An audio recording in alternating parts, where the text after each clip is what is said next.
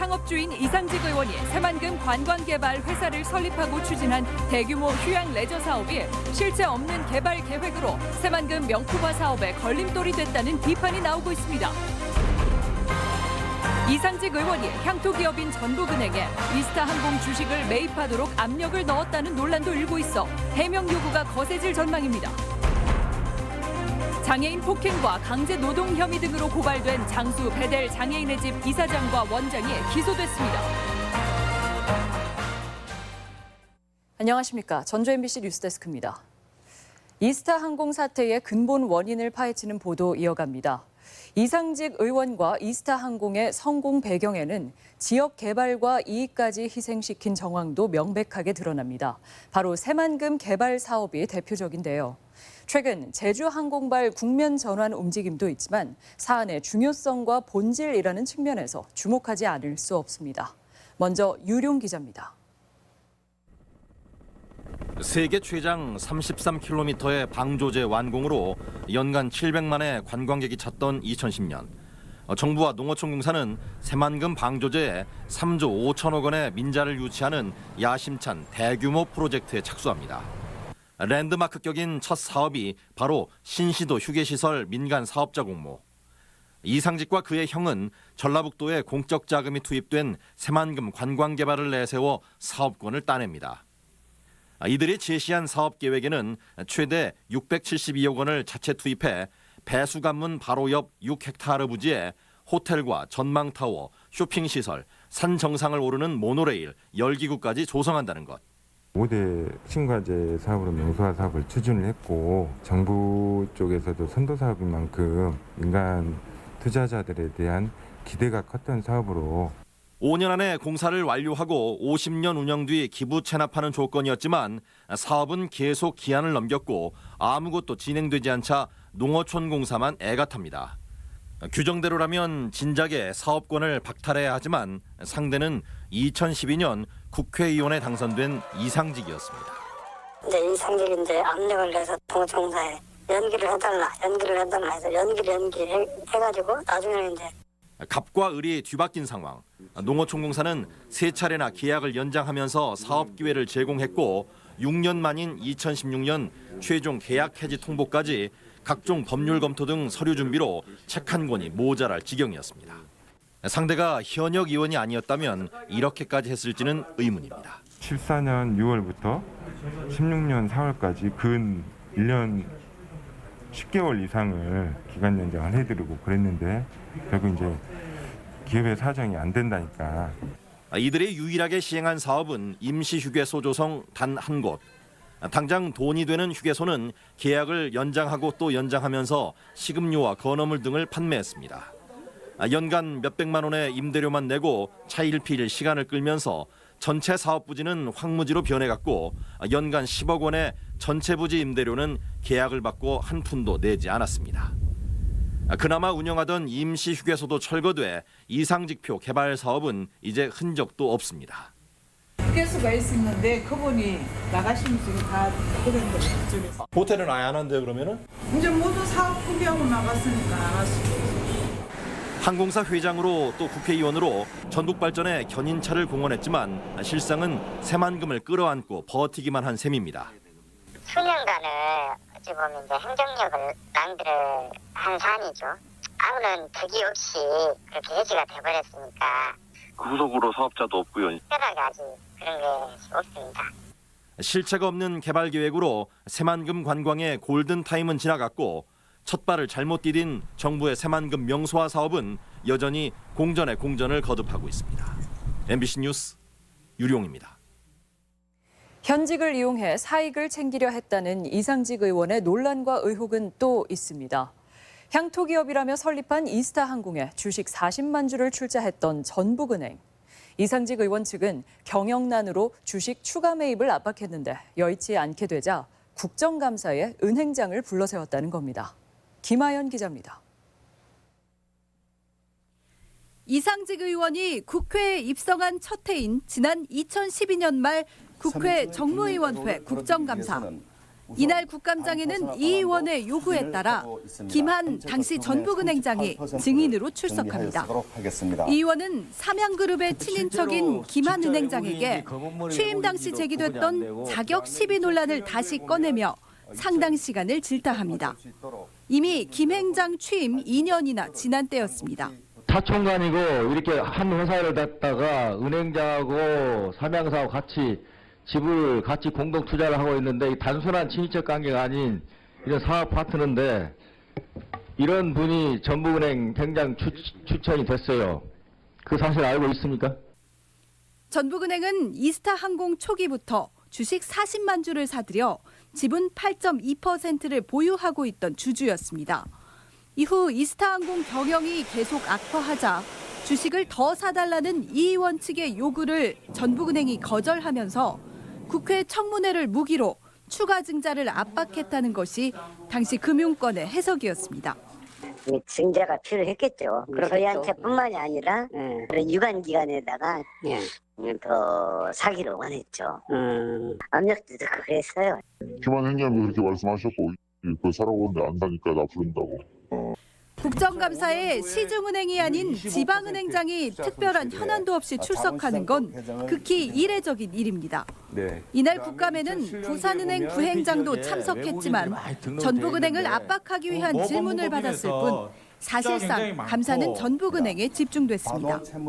오히려 더 방어적으로 해주는 게 관례인데 거기에서 전북 의원이 도내 금융기관이나 도내 기업을 국감 증인으로 채택하는 것은 매우 이례적이다. 결국 개인 기업의 이익을 위해 국회의원이라는 막강한 공적 권한을 이용한 것 아니냐는 비판과 함께 해명 요구가 거세질 전망입니다. MBC 뉴스 김아연입니다. 도내를 돌아다닌 광주 코로나19 확진 환자와 관련해 도내 추가 감염은 확인되지 않았습니다. 도 보건당국은 지난 4일 남원 상록 골프장을 다녀간 광주 125번 확진 환자와 관련해 직간접 접촉자 108명을 검사한 결과 모두 음성 판정을 받았다고 밝혔습니다. 광주 확진 환자와 관련해 2주간 자가격리되는 접촉자는 골프장 13명과 식당 5명 등 모두 18명입니다. 도내 인접 지역에 심상치 않은 코로나19 확산세를 감안해 전라북도가 방역망 긴급 점검에 나섰습니다. 송하진 도지사는 익산보건소와 고창보건소 설별진료소를 방문해 운영 상황을 보고받고 경무에 시달리는 보건공무원을 격려하면서 철저한 방역체계 유지를 당부했습니다. 도는 여름철 선별진료소의 쾌적한 근무 환경 조성을 위해 냉방기기와 용품비 6천여만 원을 지원했습니다. 전주시에 청소 업무를 대행하는 업체의 비리가 꼬리에 꼬리를 물고 있습니다. 이번에는 일한 적이 없는 환경미화원에게 임금을 지급했다고 서류를 꾸며 전주시로부터 지원금을 더 타냈다는 의혹입니다. 전주시는 뒤늦게 특별감사에 나섰습니다. 한범수 기자입니다. 전주시의 청소 업무를 대행하는 주식회사 토우의 2017년 인건비 지급 내역입니다. 환경미화원 A씨는 9월부터 11월까지 석 달간 일을 하고 1,000만 원을 받았다고 나와 있습니다. 그런데 A씨가 현장에서 일을 하는 모습을 본 동료 직원은 단 한 명도 없었습니다. 서류를 허위로 작성해 전주시로부터 인건비 지원을 받았다는 의혹이 드는 대목입니다. 실제 물어보니까 는 일한 적이 없는 거고 이제 소문에 매형이다 이렇게 확인이 되는 거죠. A씨 이외에도 무려 21명이 같은 의심을 받고 있는데 2년간 2억 원의 지원금이 이들의 인건비로 새나갔습니다. 업체 측은 해명 요구에 입을 닫고 있습니다. 확인해드릴 수 없고 저도 어디에 계신지를 모르니까. 해당 업체는 대표의 자택 수리에 환경미화원들을 동원했다는 폭로가 나오면서 이미 논란의 중심에 서 있습니다.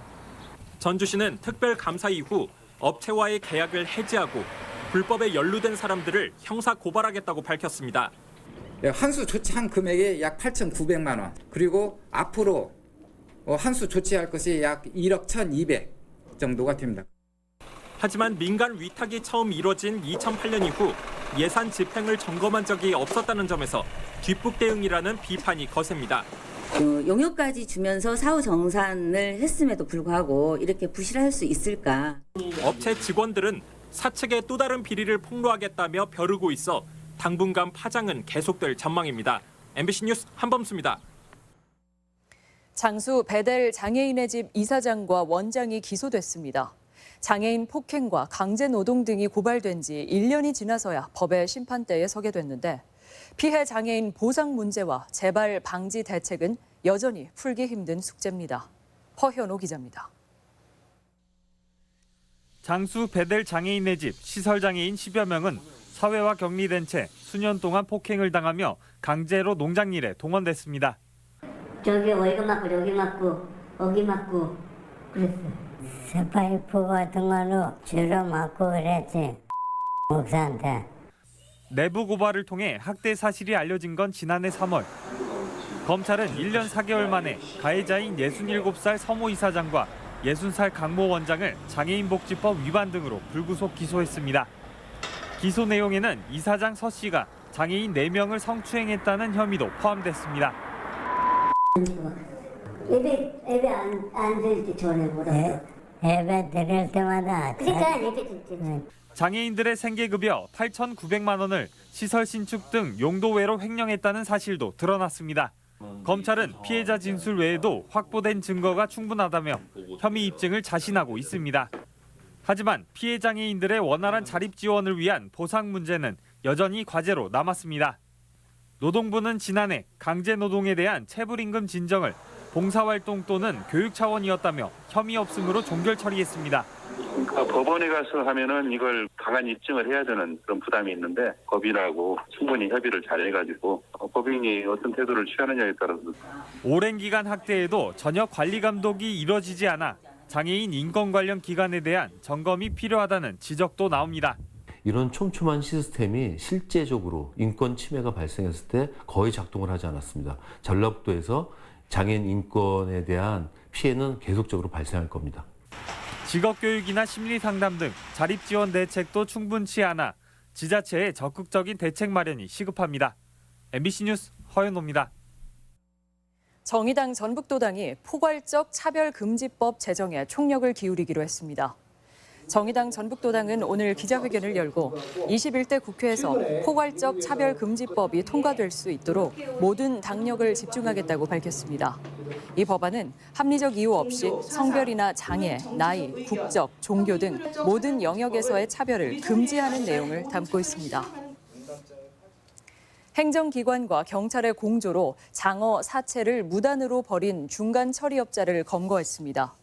임실군은 지난달 16일 덕지면의 한 임야에서 불쾌한 냄새가 난다는 신고를 받고 현장을 확인한 뒤 비닐로 차단하는 방수 작업을 실시하는 한편 의심 차량에 대한 CCTV를 확보해 경찰에 정식 수사를 의뢰했습니다. 임실경찰서는 장어 사체 15톤을 무단 폐기한 혐의로 중간 처리업자 A씨를 불러 조사하고 위탁한 업자들을 추적하고 있습니다. 남원 공공의료대학원 설립이 탄력을 받을 전망입니다. 정부 여당이 의사 인력 확대 방안을 본격 논의하기 위해 시작됐는데 공공의대 설치가 포함됐습니다. 코로나19 사태로 요구가 커지고 있는 공공의료 기반 확충의 기대감도 높습니다. 강동엽 기자입니다. 사상 초유의 코로나19 사태를 바라보는 지역의 위기감은 상당합니다. 넉넉지 않은 의료 인력과 병상으로 대응이 쉽지 않기 때문입니다. 인접 지역인 대전과 광주를 중심으로 재확산하는 감염병은 공공의료 기반이 부족한 전북의 실질적인 위협입니다. 특히 전북에서는 가슴 졸이고 있습니다. 그 어느 지역보다도 확산이 잦아들지 않고 정부 여당이 그 해결책의 하나로 의사인력 증원 논의를 시작하면서 남원 공공의대 설립 의지를 재확인했습니다. 폐교된 서남의대 정원 49명을 활용해 만드는 의대를 장기 군의관 위탁생 20명을 추가해 규모를 키워 운영하겠다는 겁니다. 또 의료 공백 해소를 위해 지역의사 3,000명을 뽑는 방안도 제시됐습니다. 2022학년부터 지역의사제 특별전형 방식으로 의대에 정원을 할당해 뽑는데 장학금 지급 조건으로 일정 기간 지역 근무를 하게 한다는 구상입니다. 의무복무 규정을 지키지 않으면 장학금 회수를 비롯해 의사 면허가 취소되거나 중지될 전망입니다. 공공의료의 필수 인력인 바이오 연구와 역학조사관, 중증외상 의사 등 1,000명을 추가로 확보하기로 했는데 이달 안에 최종안이 발표될 것으로 보입니다. 지역사회 의료 인력이 부족한 게 현실이기 때문에 현재 이런 내용으로 진행이 되는 게 맞다고 생각을 하고요. 보다 더 구체화가 돼서 의사협회가 반발하고 있지만 총선 압승으로 동력을 확보한 정부 여당이 국민적 요구가 높은 공공의료 기반 확충을 본격화할 수 있어 도내 기대감도 높습니다. MBC 뉴스 강동엽입니다. 의료 공공성 강화 전북 네트워크는 오늘 코로나19 확산으로 드러난 감염병 대유행 가능성에 대비해 역학조사관 등의 전문 인력을 늘리고 격리, 음압병상을 확충하는 등 공공의료 강화를 위한 근본적인 대책을 촉구했습니다. 또 공공의대 설립과 지역 책임 의료기관 지정 등 6대 과제를 제시하며 전라북도의 주도적인 역할을 주문했습니다. 전국 공무원 노조 전북교육청 지부는 오늘 기자회견을 열고 승진과 전보 인사에 적용하는 가점 제도를 개선하는데 노조가 참여하는 TF를 거치지 않았고 협약 이행 사항 관련 정보 공개를 거부당했다며 도교육청을 비판했습니다. 도교육청 관계자는 행정 재량권에 해당하고 가공해야 하는 정보들이어서 공개가 어렵다는 입장을 밝혔습니다. 부동산 대책의 하나로 내일부터 시행되는 전세대출 규제에 전북 지역은 포함되지 않았습니다. 정부는 내일부터 투기지역이나 투기과열지구에서 3억 원이 넘는 아파트를 구입할 경우 전세대출 보증 이행을 제한합니다. 하지만 전북 지역에서는 투기지역이나 투기과열지구로 지정된 곳이 없어 해당 사항이 없는 것으로 나타났습니다. 보험과 관련한 소비자들의 불만과 민원이 계속해서 늘고 있습니다. 금융감독원 전북지원은 지난해 도내 금융 관련 민원은 1,609건으로 1년 전보다 146건이 줄었지만 생명보험과 관련된 민원은 530건으로 오히려 30건이 늘었습니다. 도내 보험 민원의 75%가 넘는 405건은 보험 모집과 관련된 것인데 금융감독원은 보험사 측에 설계사 교육 강화 등 소비자 피해 예방 대책을 촉구했습니다. 교육당국과 지방자치단체의 교육 협력이 강화됩니다. 전라북도 교육청에 따르면 지자체별 교육 경비 지원 현황을 공유하고 교육 환경 개선을 비롯해 글로벌 인재 양성, 학교 급식, 학력 신장 부문에서 협력 사업을 발굴 지원하기로 했습니다.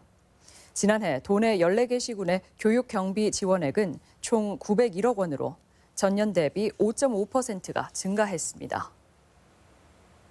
안전한 학교 급식 지원을 위해 유전자 변형 없는 식재료 지원 사업이 추진됩니다. 전라북도 교육청은 현재 64개 학교 17,000여 학생들을 지원하기로 했습니다. 전북권 뉴스였습니다.